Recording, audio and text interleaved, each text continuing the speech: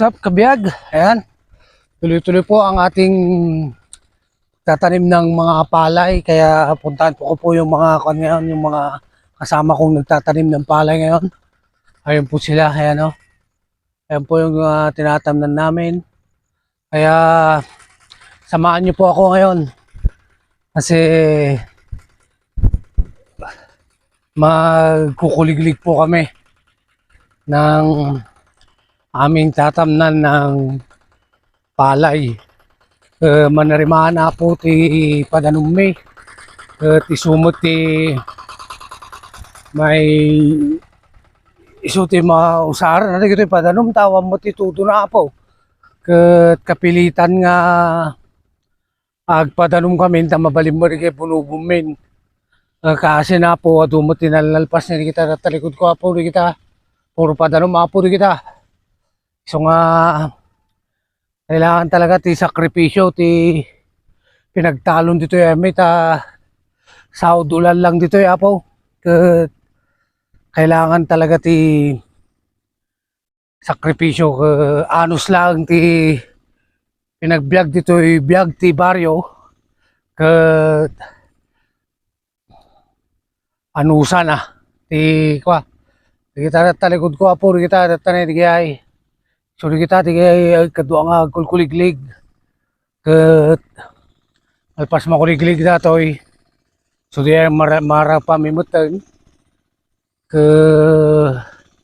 Prayon to apo nga kwata i-update kayo pa mo lang no kwa agrap kami datati rapami datati para kay baga nang ilakaman data manda dyan ko nam well para kuliglig na po ni Hector Corpus at yung mga kimbagi ti rapami na ilakay ng kwan mo dyan para rapami nakadwami ni kwa Valdez. Ato dyan pamili. Kapilitan na po nga padalong kami. Awang mo tutulan. Tignan nyo di tangatang barang mo po nga tutulan eh. Naladumot ulap na. Sakpela kumata itudo na. Dato'y pa po mapadaluman kita po Kasla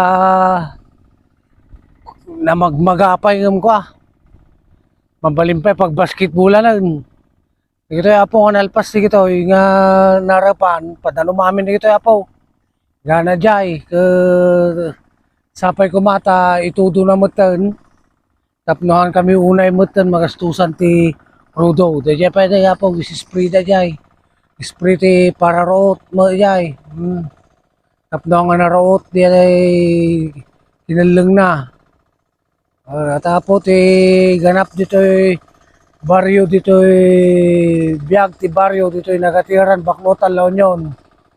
Kuning kanya nga ro dapo ket anos adantulat ti kaasin apo nga itudo na sapay la kumaapo. Ayan apo makita mo dito lugar mi stalat ta dito lugar mi ning pinagtalon no pinagtatalon no kwa puro mo mais dito at yung lawlaw may puro taltalon kan dito yung likod ko nga rato yung apo dito makita mo dito yung likod nga di ay bantayan na po rata dito yung banda apo ka bye so napindas dito yung lugar may at dati dataltalon na sidagpay ti bye asidagpay ti bantay kaya maganda po dito sa amin napapresko talaga ayan makikita nyo naman dito sa video yan yung lugar napaka liwalas at napaka sariwa po yung hangin dito ayan kaya update ko po ulit kayo mamaya kapag magtatanim na po kami ng palay kabiyag hanggang sa muli tanghali na kabiyag kaya pwede nang umuwi para kumain ng tanghalian kasi mga launa mamaya babalik na naman po kami na magtatanim ng punlang palay. Kaya maraming salamat po sa lahat ng iyong suporta and God bless po. Huwag po sana kayong magsawang sumuporta sa aking mga video. Lagi po sana kayong manood. Maraming salamat po.